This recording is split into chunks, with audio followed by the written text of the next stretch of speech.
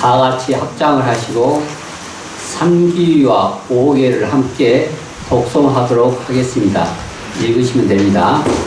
귀불 귀법 귀승 항상 우리와 함께 하시는 거룩한 부처님과 성스러운 가르침과 청정한 스님들께 귀의합니다.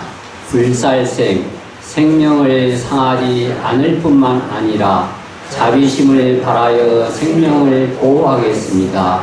불투도 훔치지 않을 뿐만 아니라 복과 덕을 베풀어 보호하겠습니다.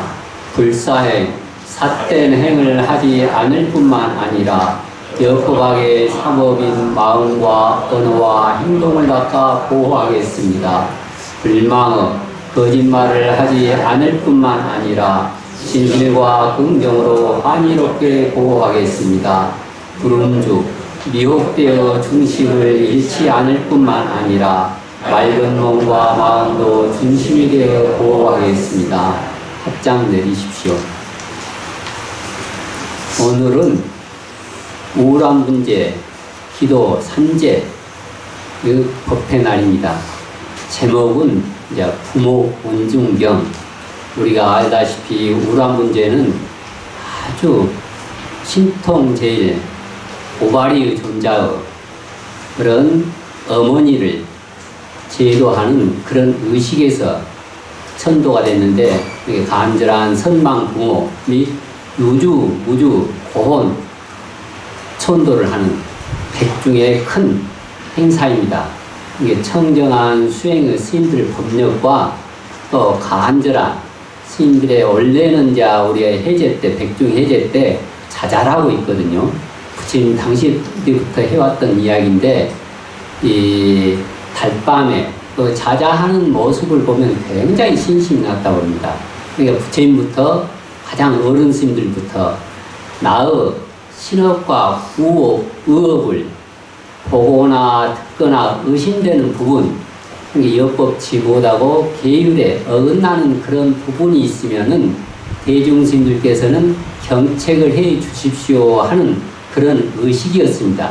그런 훌륭한 안거를 끝난 스님들의 법력으로 이제 모친을 제도하는 그런 연유에서 이 우울한 문제 법회가 시작이 됐거든요. 근데 특히 효심을 강조합니다. 우리 알다시피 효심은 이 부모님의 그 은혜, 아주 우리 송광사도 보면은 그 지장전에서 그 뒤에 벽화를 보면은 10가지 부모 은혜를 강조를 하셨는데, 어떻게 보면은 우리 불교가 아무리 시간과 진리를 초월하지만은 그 진리와 그 또는 역법한 행위, 이 순간 이 자리에서 드러내지 못할 때는 불교가 생명력이 없습니다. 그러니까 가장 우리가 유교에서도 관원상례, 그리고 불교에서도 부처님도 이 발심한 동기를 보면 생로병사를 보고 출가하시는데, 우리가 생을 받은 가장 원초적인 이 신명, 몸의 목숨, 어머니의 혈과 아버지의 정기에 의해서 이 몸을 받았거든요. 그래서 이 몸이 더욱더 진리로 승화되는 것은 이제 해명이라고 그러는데, 우리는 신명과 해명을 같이 수행을 해 나가야 됩니다. 그래서 부모 운중경은 아주 보면은 이 부처님께서 그때 당시에 어떻게 이렇게 세세하게 말씀하셨는지, 굉장히 생물학적으로도 부모 운중경을 보면은 굉장히 그 아이를 낳고 기르기까지 부모님의 은혜를 10가지로 말씀하셨어요. 우리가 아주 많이 들어보고 많이 절집마다 가면은 어떤 벽화라든지 병풍이라든지 그런 개성이 다 돼 있습니다. 그 연인 보면은 이제 부처님께서 길을 가시다가 아주 한 무더기 흰 뼈를 보고 거기에 이제 오체 투지를 하시거든요. 그러니까 안한존자께서, 아니 부처님께서는 삼계의 대도사이고 사생의 자부이신데 왜 이 흰 무더기 뼈에 절을 하십니까? 그러니까는 부처님께서 말씀하시기를, 아나나 너는 비록 아주 똑똑한 제자이지만은 아직 출가한 지도 오래됐지만 알지 못하는 것이 있다. 이 한 무더기 뼈가 나의 전생의 오래전 조상이나 부모 뼈일 수 있기에 내가 지금 예배를 한다 그 말을 하시거든요. 그러면서 그 뼈를 자세히 보아라. 하얗고 무거우면은 남자의 뼈이고 검고 가벼우면은 어머니 뼈이다 그러거든요.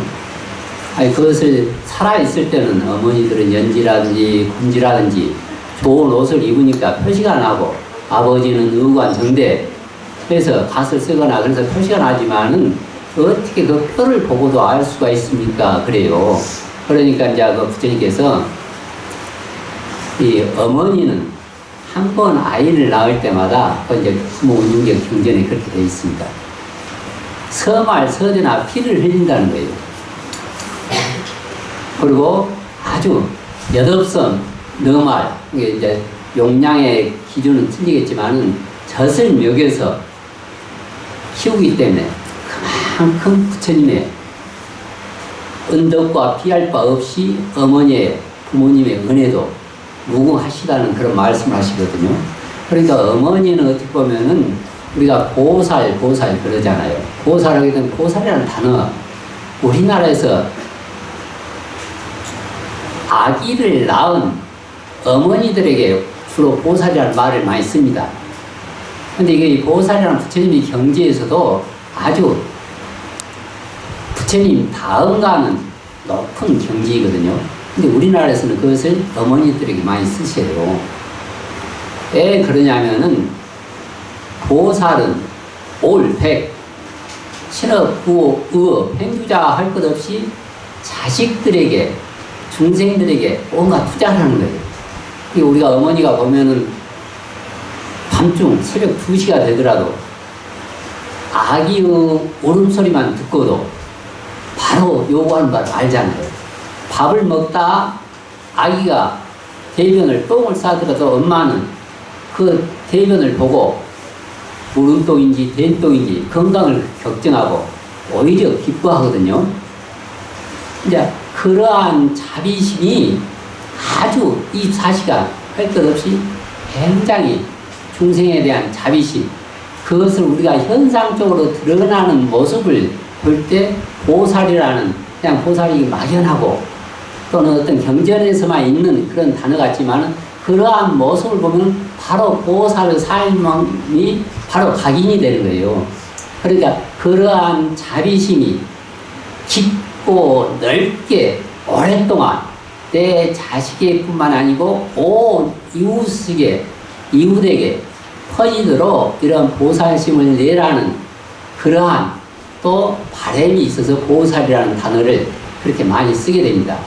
우리가 어머니는 보면은 가장 우리가 이제 유론에서 오면서 차를 타고 오면서 우리 이제 학인스님들랑도 이야기하고 있는데 이제 그런 이야기가 있더라고요.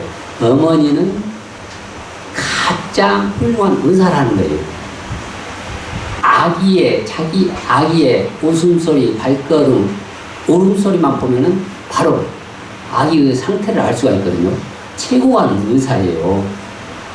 또 최고가는 심리 치료사이고 또 최고가는 요리사이며 또 최고가는 교육가예요.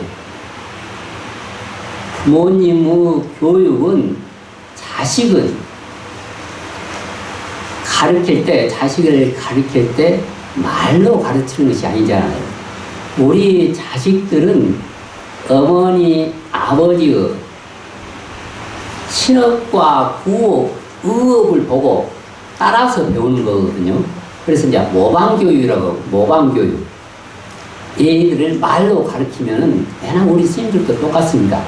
얘들뿐만 아니고 스님들도 출가한 지 30년, 40세가 넘어서 출가한 그런 성인이지만은, 내나 어간 스님들의, 선배 스님들의, 또는 은사 스님의 신업과 구업, 의업을 보고 따라서 배우는 거예요. 말로 하게 되면은 시시비비 큰 소리가 나오게 되고 또 말과 행위 다르면은 설득력이 없어요. 우리가 법정스님 같은 경우를 왜 그렇게 좋아하시냐면은 법정스님은 당신이 보고 들은 경험을 이야기하고 또 책에 썼던 것은 당신이 실천할 수 있는 것을 쓴다고 그러거든요. 이게 성인이란 내가 증득했던 것, 그것을 남에게 가르치는 거죠. 이 어머니는, 아버지는 자식들에게 나의 신업과 구업이 다 교육에 영향이 된다는 것을 알아야 돼요. 왜 그러냐면 이러한 의업이 발화가 돼서 구업으로 나오잖아요. 이러한 구업이 발화가 돼서 신업으로 실천이 되는 거거든요. 이러한 신업의 실천이 반복이 되면은 그것이 습관이 돼요. 이 습관이라는 것은 악업의 습관이 됐든지 선업의 습관이 됐든지 처음에는 거미줄처럼 약하지만은 이게 굳어지면은 쇠 밧줄처럼 튼튼해져요. 한번 바꾸기가 힘듭니다. 그리고 오직에서는 천성이라고 해요. 천성은 바꾸기가 힘들어요. 그러한 습관들이 반복되면은 그것이 바로 성격이 되거든요. 그러면 그러한 성격이 바로 우리의 운명이 되고 인생이 되고 업보가 되는 겁니다.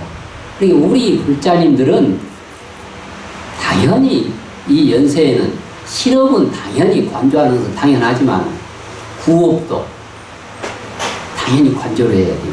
우리가 십선 업도경에도 보면은 신업으로 세 가지 살생, 투도, 음행, 사음, 살생, 투도, 사음 그 세 가지가 되고 구업으로 망어, 양서, 낙구, 기업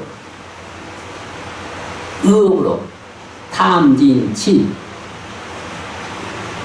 신업 3개, 구업 4개, 의업이 3개. 그러니까 알고 보면은 우리가 부처님 법 8만 대장경이라고 그러지만은 이 8만 대장경이 모두 다 신업, 구업, 의업을 어떻게 하면은 부처가 되는가. 네, 탄생기에 보면은 천상, 천하, 유아, 독존, 상기, 계고, 아당한지 하잖아요. 또 호신부에도 보면은 그 위에 부처님 아기 부처님이 4월 초팔일 때 관불식 하잖아요. 그 관불식 그 형태를 해놨습니다. 부처님 태어나자마자 7걸음 걸으면서 이렇게 천상천하 유아독존 상기이고 아당한지 하셨겠어요. 그것은 뭐냐면 상징성이에요. 하늘이나 하늘 아래 오직 나 홀로 존귀하다. 내가 바로 부처이다. 내가 바로 최상의 하늘이 하늘 아래 최고 존엄한 귀한 존재이기 때문에 내가 부처의 지혜로 덕상을 살아가자. 그것이 신업, 구업, 의업으로서 8만 4천 가지 법문으로 설해놓은 거예요. 상계계고 아라한지, 지옥, 욕계, 색계, 무색계 모든 중생을 나는 마땅히 부처로 만들겠다. 그것을 8만 4천 가지로 말한 거고, 이게 불교 목적은 내가 부처가 되는 방법, 남도 부처로 되게 하는 방법, 그것을 8만 4천, 8만 대장경이라고 그러죠. 그것을 신업, 구업, 의업으로서 어떻게 하면은 부처가 될 수 있다. 어떻게 할 때 또 부처로 만들 수가 있다. 내가 행복하게 살자. 내가 웃으면서 살자. 남도 행복하게 살도록 하자. 남도 웃게 만들자. 하는 그런 뜻이거든요. 이게 최고 이제 부처님 부모 원정교에도 은혜를 갚는 방법. 바로 계율을 지키고 내가 부처로 살 수 있을 때 부모에게 최상의 공덕 은혜를 갚는 방법이고, 또 우리는 부모가 있지만 또 다 누군지 부모가 되는 자격이 있어요. 자격이. 그러면 그렇게 살아가면은 최고 복이 되는 겁니다.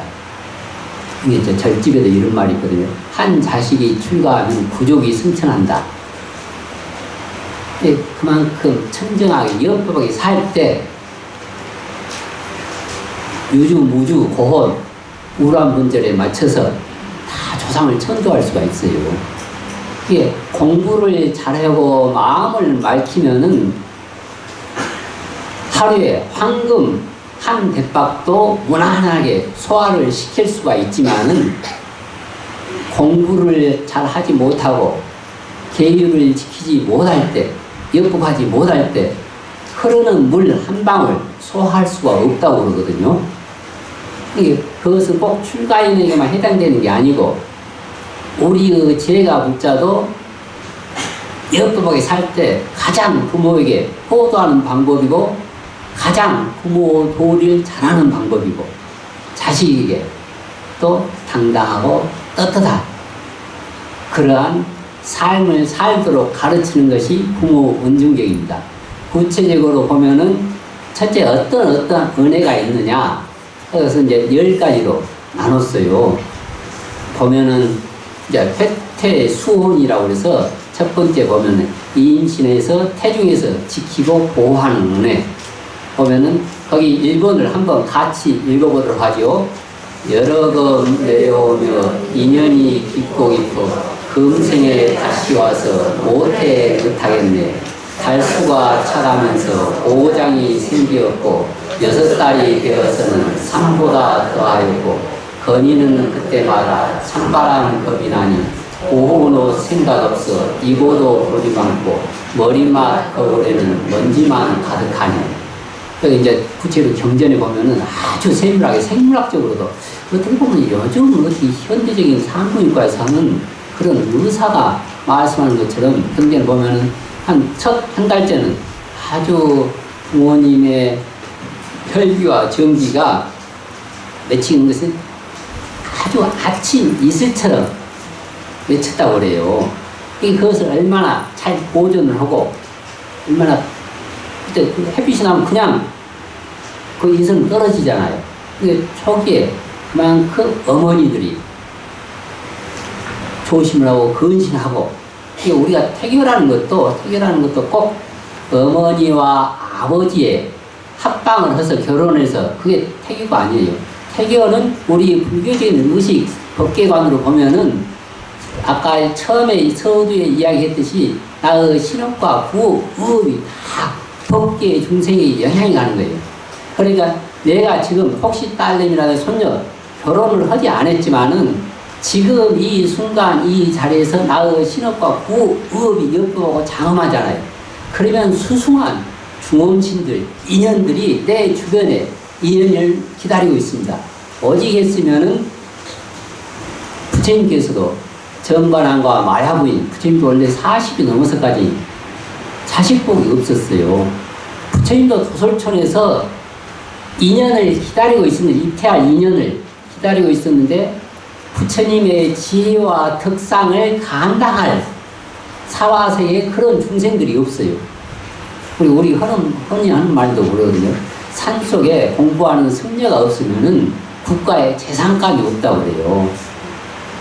그만큼 다시 원력 수생을 보통 보면 우리 중생들은 이제 업력 수생이라고 그냥 내가 어떠한 인연인지 모르고 그냥 가는 건데 원력으로 부처님도 수생하실 때 당신의 지혜와 복덕을 감당할 인연이 안 되는 거예요. 그러니까 부지런히 정관왕과 마야부인이 선정을 베풀잖아요. 그래서 거기 이태를 하시잖아요. 그러니까 우리도 태교라는 것은 지금 결혼을 하지 않았더라도 지금 이 순간 이 자리에서 역부로 장엄하고 신업, 구업, 구업이 청정하면은 그러한 수승한 인연들이 오게 되고 맺히게 됩니다. 그래서 그것이 처음에는 이슬처럼 이약하다가 또 2달째는 우유와 엉킨 피처럼 됐다가 또 육군이 생겨나고 뼈마디가 생겨나고 그것을 아주 생물학적으로 세밀하게 말씀을 하셨어요. 지금도 보면 아주 우리가 이렇게나 세밀하고 이렇게 과학적인 말씀을 하셨나 싶을 정도로. 자, 2번째 보면은 자, 임산 수고온 아기를 낳으실 때 고통받으신 은혜, 아기를 잉태한 지 10달이 되어 해산달이 돌아오니 아침마다 중병이라도 걸린 듯 나날이 정신도 흐려지네. 그 두려움 다 기억하기 어렵고 근심에 흐르는 눈물 옥빛을 적시네 슬픔을 머금은 채 하는 말이 이러다가 죽지 않나 겁이 날 뿐이네. 아기를 낳을 때 우리가 흔히 하는 말로 어머니가 산실에 들어갈 때 신발을 고무신을 돌려놓으면서 이 방 안에서 아기와 같이 웃으면서 울음소리 나면서 같이 나오기를 간절한 바람을 하잖아요. 근데 이제 이것도 이제 문화적인 습관이지만은 또 문화적인 것은 계속 바뀌고 있어요. 지금은 우리 어떻게 보면 불자들도 굉장히 불교는 좀 나름대로 보수적일 수도 있지만은 그렇게 불자님들과 이야기를 하게 되면은 이제는 자식들에게 그렇게 결혼도 많이 강조를 안 하시더라고요. 또 결혼을 했더라도 자식 낳으라고 강조도 안 하세요. 뭔가 이제 자유에게 본인의 의사에 맡겨두고 그러고 보니까 우리가 이제 우리 강원 때만 하더라도 초기 선방에 있을 때만 하더라도 불고 생남불공을 많이 했었는데 지금은 어떻게 생남불공을 안 해요. 그러니까 이게 문화가 이제 바뀌었어요. 다 의사들한테도 가기도 하지만은 근데 참 유교에서 말하는 관혼상례가 굉장히 이제 개념이 바뀌었어요. 보면은 옛날에는 참 집에서 태어나고 생을 하고 집에서 죽을 때, 사를 할 때, 생사를 집에서 할 때 가장 호상이라고 그랬거든요. 우리 어렸을 때만 하더라도 시골에서 객사를 하게 되면 아주 험악한 죽음이었어요. 객사를 하게 되면 바로 안방으로 못 오고 마당에 하룻밤 놔뒀다지 안방으로 비우고 그랬거든요. 근데 지금은 태어날 때 집에서 태어나고 죽을 때 집에서 죽으면 어떻게 돼요? 아주 험악한 죽음이 돼요. 병원에서 태어나고 병원에서 죽을 때 병원에서 태어나서 또 병원에서 산후조리원을 가게 되고 한참 있다가 집으로 오게 되잖아요. 근데 집에서 태어나봐 의사도 없지, 어떻게 보면 좀 험악한 미혼모라든지 죽을 때 집에서 죽으면 어떤 고독사 한 보름 후에나 한 달 후에나 냄새 때문에 발견이 되고 그러잖아요. 이제 그렇게 이제 문화가 바뀌긴 했지만 그만큼 지금은 아무리 의사가 또 병원이 좋더라도 어머니 그런 은혜, 응? 아주 또 그런다 해서 아버지 은혜가 없는 것은 아니에요. 내가 지금 여기서는 어머니와 아버지를 함께 하고 있습니다. 근데 지금 보면 보살님들이 많이 있긴 하지만은 자, 또 그 다음에 세 번째 보면은 생자 망운 자식을 낳고 근심을 잊으신 은혜 자비로운 어머니가 그대 몸을 낳으실 때 오장 모두 터져나간 듯 몸과 마음이 까무러쳤고 피를 흘린 모습이 마치 양을 잡는 것과 같네. 낳은 아기 건강하다는 말 들으니 반갑고 기쁜 마음 비길 데 없네. 기쁜 마음 가라앉고 슬픈 마음 다시 일어나니 아픔과 괴로움이 온몸에 사무치네. 이런 말이 있어요. 애들 웃음소리는 만병의 효약이에요, 효약. 아무리 흉터, 아무리 나쁜 곳이라도 애들이 뛰어다니고 울고 웃고 그러잖아요. 아주 길상은 토로 바뀝니다. 우리 국가도 지금 걱정하는 거예요. 산부인과가 없고 어린이 웃음소리가 없어서 지금 걱정되잖아요. 그게 집안이 잘 되려면은 막 애들이 뛰어놀고 웃고 우리 절집도 잘 되려면 그래요. 막 애들이 정신없이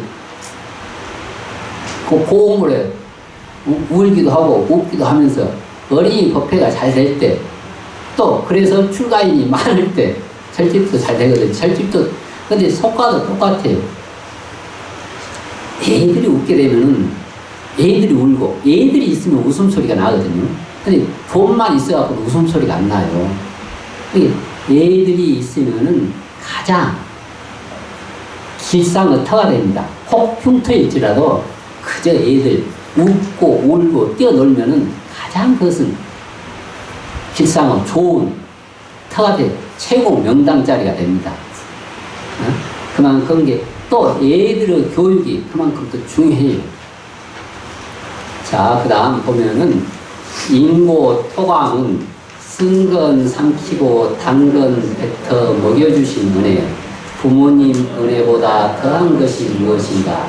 한없이 깊은 사랑 한순간도 놓을 데가 없으시네.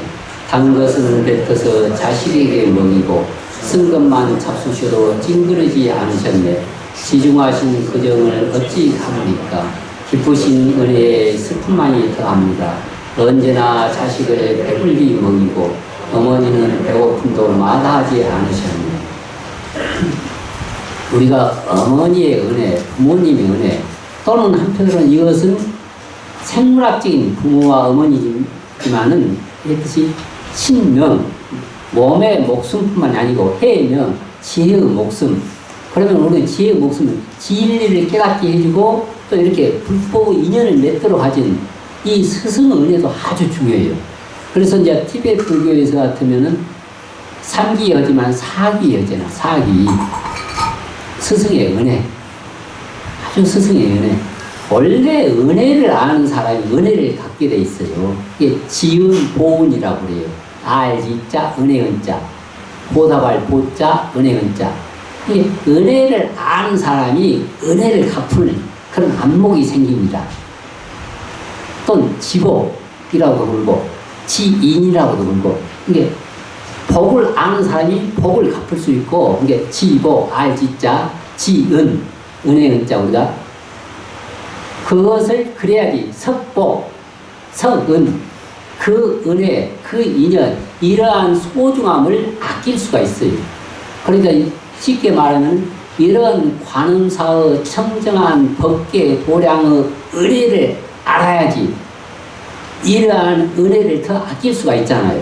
그러니까 오늘 이렇게 날씨가 삼복도의 날씨가 좋은데 어떤 사람은 야 이런 좋은 날씨에 낚시터로 가는 사람이 있을 거고 등산 가는 사람이 있을 거고 야 내가 한턱 쏠게 해서 술집에 가는 사람이 있을 거고 또 이렇게 관음사로 오는 사람이 있을 거고 술집에 가면 당연히 이것은 술잔이 되는 거고 젖집에 관음사 오니까 이것은 찻잔이 되는 거고 술집은 술집의 법기가 있고 젖집은 젖집의 법기가 있어요. 그러니까 그러한 의업을 잘 발화를 시키면서 이 관음사로 오잖아요. 그러니까 내가 청정한 그러한 장소를 잘 동사로서 찾아가는 거고 또 이렇게 왔으면은 보살님들께서 우리들이 신업과 의업으로서 더욱더 역법하고 청정하게 부처님의 도량에 맞도록 실천을 해 나가야 돼요. 이것을 일투적으로서. 그래야지 좋은 관음사가 되면서 더더욱 좋은 관음사가 될 수가 있잖아요. 그것은 더 크게 얘기하면 우리 가정, 우리 사회, 우리의 국가, 세계, 이러한 법계, 그게 내가 좋은 곳을 가고 또 내가 그러한 좋은 곳을 만드는 것. 그러지 그러한 인연을 알고 복을 알고 또 더더욱 좋게 그러한 인연을 아끼고 복을 아끼고 그래서 이러 더 나갈 수 있도록 조복, 이게 지복, 석복, 조복 이러한 인연을 지어 나가야 돼요. 나의 실업과 구업으로서 또 우리가 4대 보살 올력처럼 큰 지혜의 문수로서 그것을 적극 적소에 실천하는 보현으로 행동으로서 또 끊임없는 그러한 쉼없는 올력의 지장으로서 또 어느 때 어느 순간 내가 드러내는 관세음보살로서 동사로 그렇게 실천해 나가는 것. 그래서 그러한 인연 복을 놔두는 거잖아요. 그래서 지복, 석복, 조복, 분복이라고 그럽니다. 분복. 내나 바꾸면 은혜도 똑같아요. 아무리 집에 가서 울트라 풀트라 하더라도 이러한 좋은 은혜를 알 수 있고 아끼고 다시 더 좋은 은혜가 되도록 지어나가고 그것을 또 놔두는 것. 회양, 분복. 자, 5번째 보면은 자, 회건 취습은 진자리 마른 자리 가려주신 은혜 어머니 몸은 온통 젖으셔도 아기 많은 마른 대로 골라서 누이셨네. 두 젖으로는 배고픔을 채워주시고 옷소매로는 찬바람을 가려주셨네. 아기 걱정에 단장을 설치셔도 귀여운 재롱으로 기쁨을 삼으셨네. 오로지 아기만을 편안하게 하시고 어머니는 불편도 말하지 않으셨네. 그렇지. 아까 이야기했듯이 밥을 먹다도 다른 사람은 그 밥을 먹는데 그 애가 그냥 똥을 싸면은 그냥 피하고 그러지만은 엄마는 오히려 기뻐요. 오히려 그 똥 색깔을 보고 상태를 보고 걱정을 하잖아요. 응? 새벽이라도 응? 울거나 또 몸부림치면은 바로 이것저것 생각지 않고 거기에 다 보살피거든요. 그러한 것이 보살의 기본 자세예요. 그런데 그러한 보살의 기본 자세가 내 자식이 뿐만이 아니고 내 주변에 더 오랫동안 깊게 갈 때 최고 정토 세기가 됩니다. 근데 그 자식이만 끝나고 또 그 시간에만 해가지고 또 가장 여성으로서 탐진치로 돌아오면은 극과 극이 돼요. 보살의 그러한 큰 자비심 있는 상태에서 또 아주 탐진치가 치중해서는 안 되죠. 그러한 자식의 올뇌하는 신업부 의욕을 아주 투자하는 그러한 원력을 깊게 오랫동안 누구에게나 미칠 수 있도록 하는 게 최상의 보살의 모양이고 극락중토 세계입니다. 자, 6번째 호유 양육은 젖을 먹여서 길러주신 은혜, 자비로운 어머니의 땅과 같은 깊은 은혜, 넘겨가신 아버지의 하늘 같은 높은 은혜, 높고 크신 부모 마음 하늘 땅과 같으므로 자식 사랑 부모 마음 또한 이와 같습니다. 두 눈이 모두 없다 해도 미워하지 아니하며 손발 모두 굴구라도 싫어하지 않으시며 내 몸으로 낳은 자식 아끼고 사랑하면 그칠 날이 없을세라. 이러한 세계가 되고 하려면은 우리가 현실적으로도 우리 사회에서 다 연관이 되어 있습니다. 이게 지금 어떻게 보면은 투표를 잘하는 것 또는 어떠한 잘하는 것 거기에 따라서 우리 국가가 평화롭잖아요. 그러면은 가장 이 전쟁이 나거나 또는 사회가 불안하면은 가장 피해보는 것이 뭔지 아세요? 가장 약육강식의 세계가 되면은 힘이 없는 여성들의 권리가 가장 먼저 없어져요. 또 어린이의 권리가 가장 먼저 박탈이 되고 노인의 대접을 전혀 못 받게 됩니다. 이 국가가 이 사회가 안정되고 평화로울 때 여성의 권리도 살아나고 어린이의 인권, 여성의 인권, 노인의 권리가 살아나요. 이게 어떻게 보면 우리가 정신을 똑바로 차리고 또 부정부패라든지 그러한 것이 없을 때 당연히 교육, 여성의 권리, 어린이의 인권, 평화 그게 더욱더 빛을 발하는 거거든요. 그러니까 이것도 다 단순하게 우리 이 부모 운동을 깊게 넓게 보면은 다 우리 사회, 우리 국가, 우리 정치와도 다 연결이 되어 있습니다. 자, 7번째 세탁 부정은 깨끗하지 않는 것을 씻어주시는 아, 지난날 보았던 그 얼굴, 아리따운 그 모습이 풍만도 하셨는데 빛이 두 눈썹은 버들잎도 부끄럽고 분홍빛 두 뺨은 연꽃보다 뛰어나네. 은혜가 깊을수록 그 모습이 여기셨고 더러운 거 씻으시느라 주름살만 넣으셨네. 자식들만 생각하는 고생으로 똑같은 얼굴이 저렇게도 변하셨네. 우리가 이 태교 교육이 중요하듯이 또 어쨌든 우리 중생생 보고 읽고 느끼는 육군으로 그 접수하는 것. 어제 있으면 그 맹자 맹모 삼천지기도 있잖아요.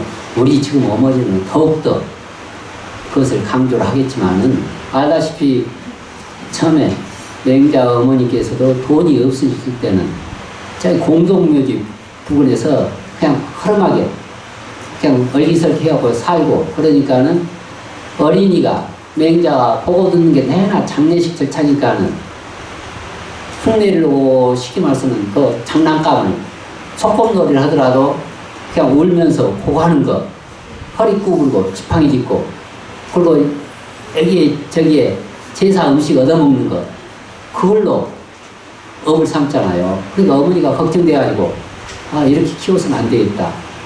그래서 시장통을 가잖아요. 어렵게 이제 살림살이 더 놓아가지고. 그러니까 또 보고 듣는 게 그거니까는 노는 것이 소꿉장난이 이거 명태 얼마요, 떨이 얼마요, 마지막 떨이 하면서 장사의 그런 것만 익히는 거예요. 이 어머니가 걱정돼가지고 바로 서당 옆으로 가잖아요. 근데 서당 옆으로 가다 보니까는 그 학생들이, 선비들이 의관을 정대하고 담 밖으로는 경을 읽는 그런 소리 있고, 이게 당연히 그 경을 읽고 소리를 들으면서 최고 성이 군자가 되잖아요. 지금 이제 우리 어머니들이야 더더욱 그런 것을 강조하지만은, 근데 또 이것을 알아야 돼요. 단순한 기능만 가르치면은 그 기술인밖에 안 돼요. 이게 어머니들은, 부모님들은 그 근본 도를 가르쳤거든요. 우리가 도리 그러잖아요. 도를 강조하고 도를 실천하면 이치는 그냥 따라와요. 근데 지금은 도는 팽개치는 이치로만 따지거든. 이치로 따지면은 뭐 젊은 사람들한테 나이 드신 분 되지 않고, 요즘은 뭐 컴퓨터 같은 거 보면 이치는 굉장히 많잖아요. 비유를 들면은 옛 어머니들은, 부모님들은 가령 음식을 할 때 도마를 잘 관리하고 세균이 생기지 않고 칼을 잘 들도록 칼 쓰는 법을 가르쳤어요. 근데 지금 어머니들은 비유를 들면은 도마 안에 칼 쓰는 것보다는 사과를 어떻게 예쁘게 깎아가지고 공장을 만들 건지, 어떠한 모양을 낼 건지 그런 기능을 가르치거든. 근데 그렇게 배워가지고 여기 학원도 다니고 유학도 다니면서 그러한 기능은 배웠지만은 그 애가, 그 학생이 사과 외의 다른 물건, 호박이 왔다든지 고구마가 왔다든지 수박이 왔다든지 그러면 손을 못 대요. 근데 애 분들은 그러한 기능보다 근본적인 도를, 칼 쓰는 법을 가르쳤기 때문에 도마에 호박이 오면 호박을 그 시간 그 장소에 맞춰 호박을 조리할 줄 알고, 고구마는 고구마, 수박은 수박. 근데 요즘 너무 점수, 국영수, 시험 보는 기계로 만들잖아요. 기능. 온수위도 뭐 이렇게 해체 들고 기능하고 하면 1분에 가령 7바퀴 돌던 거 막 허차리 때리고 뭐든 10바퀴 돌아요. 단순한 그런 기능만 가르치면 시험 보는 점수만 배양을 시켜놓으면은 그렇게 돼갖고 뭐 검사되고 의사되고 오면 오히려 법을 더 이용하는 그러한 또 불상사가 생길 수가 있어요. 이게 근본적인 도를 강조하면 신었고 도를 실천하게 되면 이치는 자연히 따라오는 거예요. 자, 이제 8번째, 오행 억념은 멀리 길을 떠난 자식을 걱정해 주시는 분에 죽어서 이별이야 말할 것도 없지만 살아서 생이별 또한 슬픈 것, 자식이 집을 떠나면 먼 곳으로 나가면 어머니 마음도 태양에 있네. 낮이나 밤이나 자식 향하는 마음, 흐르는 눈물이 천줄기일세. 새끼를 사랑하는 어미 원숭이의 울음처럼 자식 생각에 애간장이 끊어지네. 그러거든요. 이 경전에 이런 말씀이 나오는데 아주 악업을 많이 하고 아주 또 박복한 일을 많이 해가지고 복이 없는 사람. 내가 볼 때 최고 욕이 어떤 게냐면은, 야, 이 다음 생에 태어났을 때 너그 부모님 이름도 몰라라. 그걸 아주 험한 말이잖아요. 태어났을 때 부모 이름을 모를 정도 아주 불행한, 싶어서 우리가 평균적으로 원만한 가정이 아닐 수가 있잖아요. 그리고 또 험악한 욕이 뭐냐면은, 그래라. 네 자식을 먼저 보내라. 그럼 그것도 가장 큰 험악한 죽음이 되거든요. 어디에서는 자식들을 어떻게 보면은 4대 육신 원만하게 잘 관리하고 또 신업, 구호, 청정하게 여부고 할 때 가장 부모에게 효도하고 또 내가 가장 부모 도리를 잘하는 거예요. 이게 올바로 배우면 올바로 행동하게 돼 있습니다. 자, 이제 9번째 이조 악업은 자식이의 모든 일도 다 하시는 은혜, 강산같이 소중한 부모님의 은혜, 갚기 참으로 어려워라.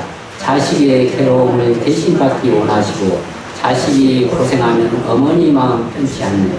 먼 길 떠난다는 말만 들어도 행여 밤이 되어 창고대에 묵지 않나 걱정하시니 자식들이 잠시라도 고생할까 어머니는 어리도록 마음 졸이네.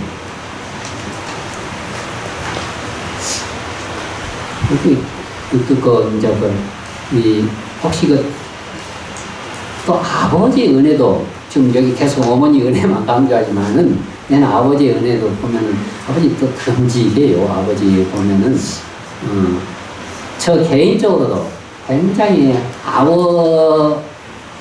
저는 이제 고등학교 졸업하고 바로 출가했는데 고등학교 한일 졸업할 때까지 아버지와 같은 방을 썼어요.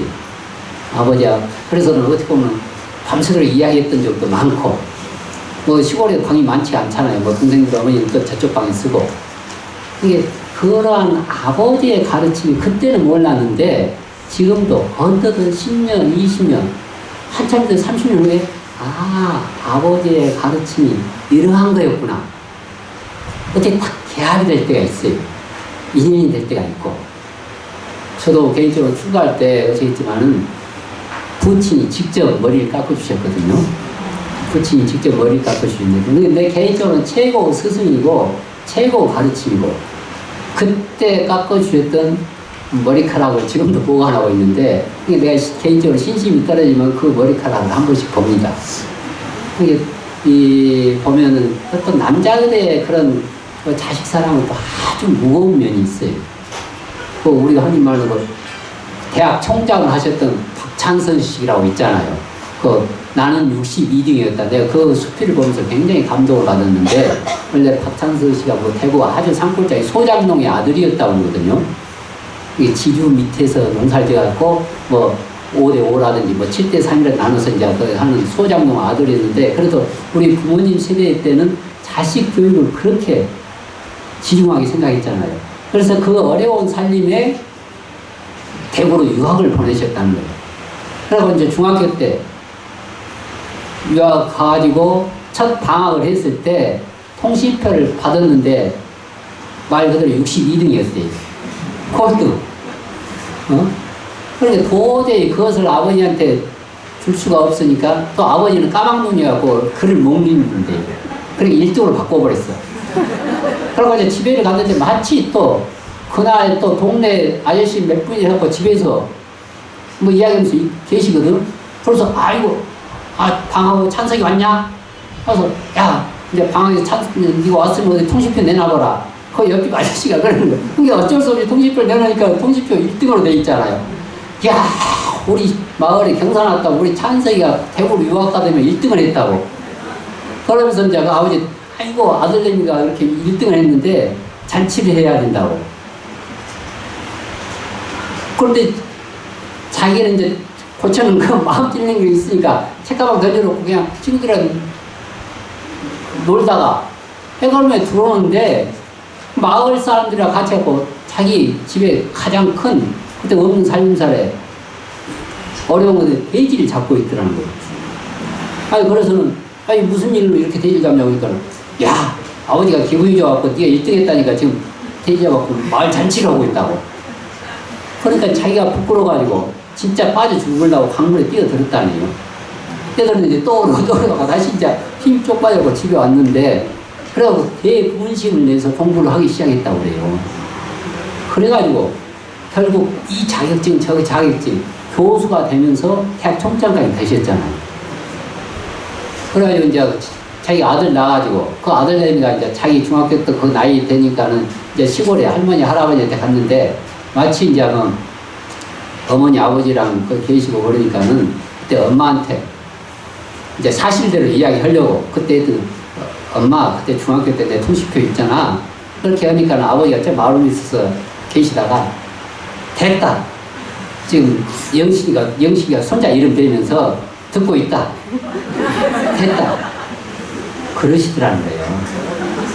그러니까는 박찬서 분이 나는 온갖 자격증을 가지고 교수가 되고 총장이 되고 외국 유학도 갔다 왔지만은 자격증이 하나 없는 아버지의 지혜를 지금도 가늠할 수가 없고 따라갈 수가 없다는 거예요.